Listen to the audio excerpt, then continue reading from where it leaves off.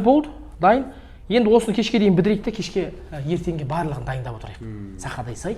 Масеке, рұқсат па? Кел, Құрышбай. Қалай, аман ба? Ассалаумағалейкум. Жақсы. Не қылдыңдар? Бәрі дайын ғой, бітті ғой. Бітті, қалған жігіттер істеп жатыр енді.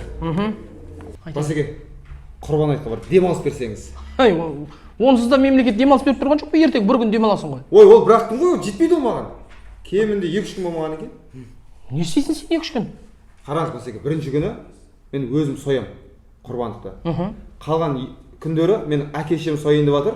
Бар көмектесу керек деген сияқты ғой енді. Бір жағы немерелерді сағынды ата-апасын.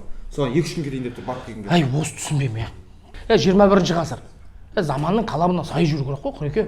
Мына сен ұстап отқан телефонның қай? Мына айфонның соңғы моделі ғой. Иә. 12. Осыған лайық ұстамайсың ба? Енді ол құрбан айтқан не қатысы бар бұның? Енді қара, сен телефонның ішінде сен Инстаграм керек, басқа керек, анау керек, мынау керек. Қарасай, өңілсе ішінде сайт бар. Қазір Құрбан 2021 деген мына Қазақстан мұсылмандар діни басқармасының дайындаған сайты бар. Осы арнайы Құрбан айт үшін.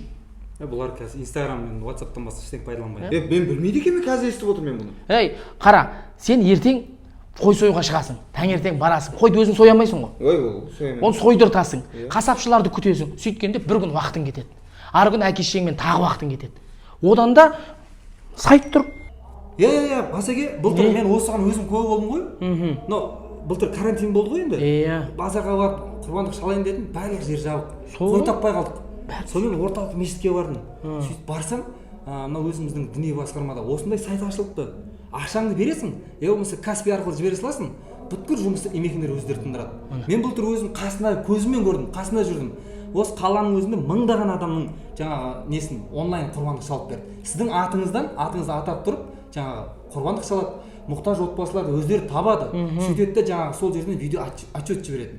Мен ырза болдым ше. Қаншама мұқтаж отбасылар риза болып қалды ғой. Қаншама, шынында да. Өзіміз куә болып жатырмыз. Сен жұмыс жасамайсың, үйде отырасың. Карантиндік талаптарды нормасын сақтайсыз.